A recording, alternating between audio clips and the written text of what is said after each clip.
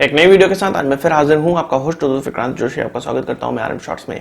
इसमें हम लेके आते दिन भर की स्पेस और डिफेंस न्यूज की टॉप खबरें। तो चलिए जान लेते हैं। अपनी सबसे पहली खबर की बात करेंगे तो वो लार्सन एंड टुब्रो की तरफ से आ रही है। भारतीय आर्मी की तरफ से इसको बहुत बड़ा कॉन्ट्रैक्ट मिला है जो कि आईटी से रिलेटेड कॉन्ट्रैक्ट है। Smart world and communication business जो कि एलेंट्री कंस्ट्रक्शन का ही एक कंपनी है, उसको ये कॉन्ट्रैक्ट प्राप्त हुआ है। इसका मूल्य नहीं बताया गया है कि कितना बड़ा कॉन्ट्रैक्ट ये है, पर यह माना जा रहा है कि 2500 करोड़ रुपए से लेकर 5000 करोड़ रुपए तक का ये कॉन्ट्रैक्ट हो सकता है। इसमें असल में एक बैकबोन तैयार करनी है इंफॉर्मेशन टेक्नोलॉजी की, जो कि इंडियन आर्म फोर्स के लिए होगी। इसको नेटवर्क फॉर स्पेक्ट्रम के अंतर्गत डेवलप किया जा रहा है। इसकी जो मेन काबिलियत होने वाली है, इसमें नेक्स्ट जनरेशन ऑपरेटिंग सिस्टम होगा, software based unified network management system होगा, 8 नेटवर्क ऑपरेशन सेंटर होंगे जिसमें कि एक नेशनल एनओसी होने वाला है, डिजास्टर रिकवरी एनओसी होने वाला है, रीजनल एनओसी होने वाला है। इसके अलावा सिक्योरिटी ऑपरेशन सेंटर भी होने वाला है, टियर 3 डेटा सेंटर होने वाला है और ट्रेनिंग इंफ्रास्ट्रक्चर भी होने वाला है। कुल मिलाकर इंडियन आर्म फोर्स की सारी चीजों को एक तरह से कोरिलेट करने के लिए सिस्टम बन रहा है और एक ही जगह से कितना डिप्लॉयमेंट कहां पर है, क्या स्टेटस है हमारे इन्वेंट्री का, यह सारी जानकारी इस चीज से प्राप्त हो जाएगी। तो एक बहुत बड़ा प्रोजेक्ट इसको माना जा रहा है।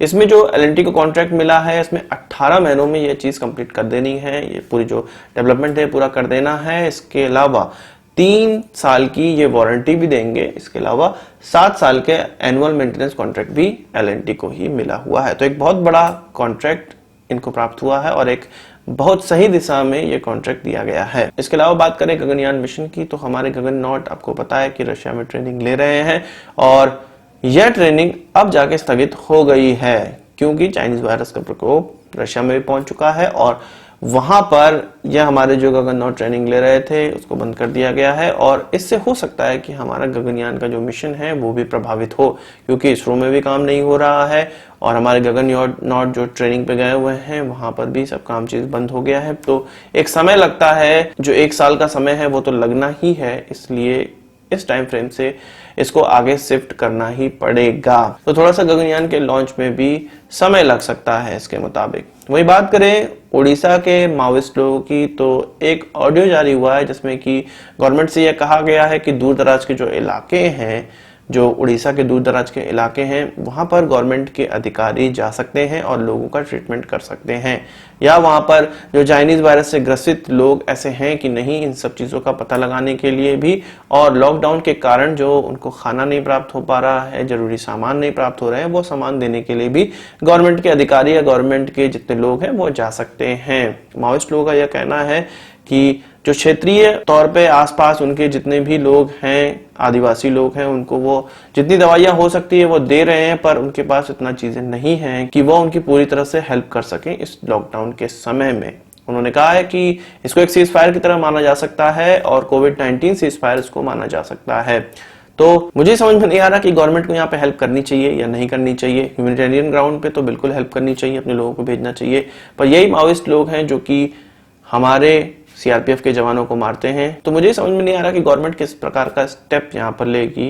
हम तो जानते ही हैं कि हमारी गवर्नमेंट ह्यूमैनिटेरियन ग्राउंड पे स्टेप लेगी, पर आपका क्या कहना है कमेंट बॉक्स में जरूर बताइएगा। वही बात करें पाकिस्तान की, तो गिलगित बल्तिस्तान में आप सुने होंगे, इससे पहले भी खबर में निकल कर आया था कि जो पंजाबी पाकिस्तानी लोग हैं उनको ज्यादा से ज्यादा डिप्लॉय किया जा रहा है, आर्मी को ज्यादा से ज्यादा डिप्लॉय किया जा रहा है और पंजाब से लेके लोगों को वहां पे शिफ्टिंग की जा रही है। तो फिर से वहां के एक्टिविस्ट ने इस चीज पर आवाज उठाई है और ये कहा है कि हैवी आर्मी डिप्लॉयमेंट वहां पर हो रहा है। उनका यह भी कहना है कि जो लेजिस्लेटिव स्ट्रक्चर है यहाँ का, उसको अब बिगाड़ने का प्रयास किया जा रहा है और यहाँ पर गवर्नर रूल लगाने का मन बना लिया है पाकिस्तान गवर्नमेंट ने। और पाकिस्तान गवर्नमेंट ऐसा क्यों कर रही है? जो वहां पर राजनेता हैं, जो गिलगित बल्तिस्तान को चलाते हैं, जो राजनेता हैं, वो इस चाइनीज वायरस के कारण वहां से भाग चुके हैं और इस कारण से पाकिस्तान गवर्नमेंट ये चाहती है कि वहां पर गवर्नर रूल लगा दिया जाए। तो ऐसे तो वहां के राजनेता हैं जहां पर चाइनीज वायरस फैला है, सबसे पहले दुम दबा के वो भाग गए हैं और अपनी जनता को ऐसे ही छोड़ दिया है। जो पाकिस्तान गवर्नमेंट है वहां पर अब आर्मी का हैवी डिप्लॉयमेंट कर रही है और ऐसे लोगों को वहां पर भेज रही है जो कि पाकिस्तान से आए हुए हैं।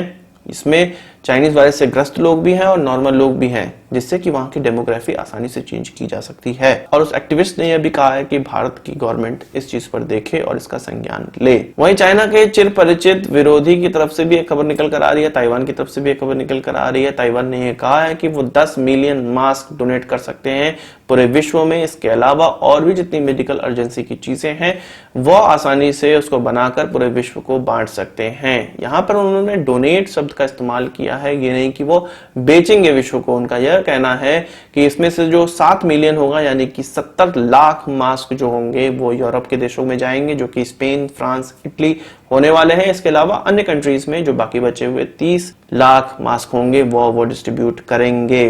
तो यहां पर यूरोप और अमेरिका ने इसका सपोर्ट किया हुआ है और ये कहा है कि अमेरिका और ताइवान एक अच्छे मित्र हैं और आगे भी रहेंगे। इसमें उन्होंने तारीफ भी की है ताइवान की कि ये बहुत अच्छा चीज है, ताइवान इस प्रकार की चीज कर रहा है।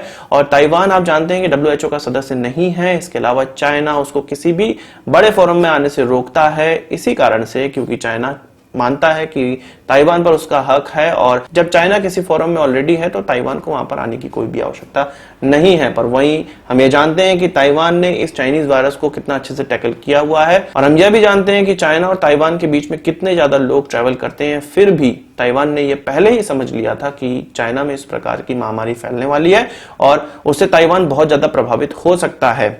अब चाइना इस चीज से बहुत ज्यादा परेशान हो गया है कि ताइवान अपनी एक जो इमेज है पूरे इंटरनेशनल कम्युनिटी में बहुत अच्छी बना सकता है और चीन की अहमियत को कम कर सकता है।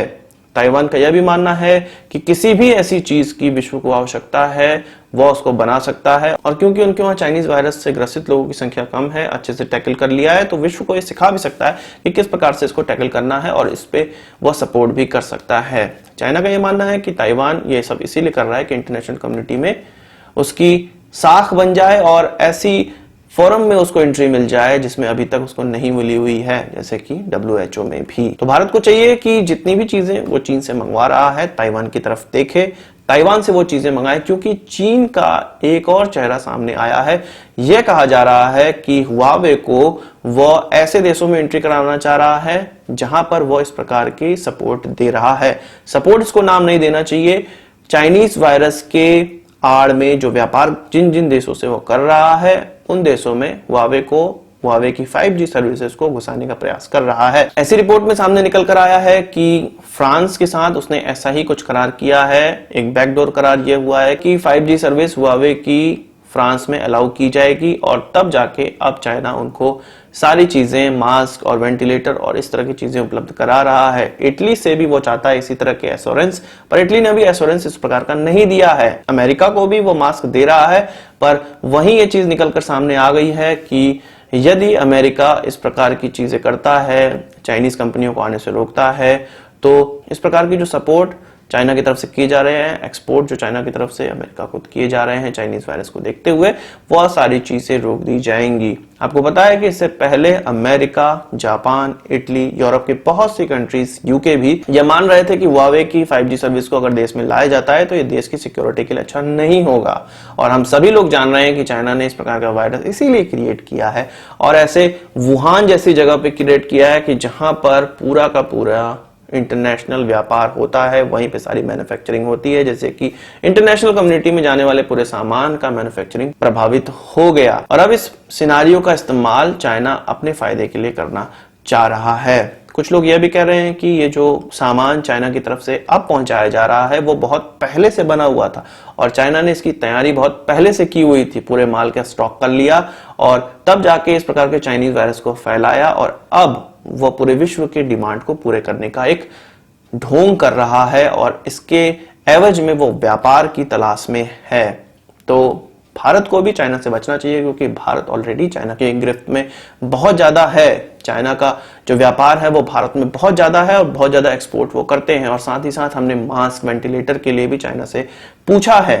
तो हमें ताइवान की तरफ देखना चाहिए ज्यादा और विश्व को भी अब ताइवान की तरफ देखना चाहिए। भारत जैसे कि मेडिसिन एक्सपोर्ट में एक उभरता हुआ कंट्री निकलकर सामने आया है। कुछ 30 से ज्यादा देश भारत को ये चाह रहे हैं कि वो हाइड्रोक्सीक्लोरोक्विन की जो एक्सपोर्ट है उससे रोक हटा दे। अमेरिका ने भी ये कहा जा रहा है कि थ्रेट किया है भारत को और रिटेलिएशन का धमकी भी दी थी और मैं ये मानता हूं कि डोनाल्ड ट्रंप की इसी प्रकार से बोलने की आदत है, हर चीज को बेकार लैंग्वेज में कहने की उनकी आदत है। तो भारत भी ये चीज समझता है और भारत ने ऑलरेडी पहले ही हाइड्रोक्सीक्लोरोक्विन पे जो बैन है उसको हटा दिया था, और महामारी के सिनेरियो में भारत खुद समझता है कि इसके एक्सपोर्ट को आगे अब चालू रखना चाहिए, जितनी हमें आवश्यकता है उसका स्टॉक करके, और अपनी नेबरिंग कंट्रीज का जितने में काम हो जाए उतना का स्टॉक करके एक्सपोर्ट का भारत अब मंजूरी दे रहा है, और यह सही भी है। आज की इस वीडियो के लिए बस इतना ही। आशा करता हूं कि वीडियो पसंद आया होगा। आपको बड़ा हमसे जरूर देंगे। इस वीडियो से मत कोई सवाल सुझाव कमेंट बॉक्स में जरूर लाइएगा, और यदि आपने हमारा चैनल सब्सक्राइब नहीं किया उसे भी कर लीजिए, क्योंकि हम इस प्रकार की वीडियो लाते रहते हैं। नमस्कार,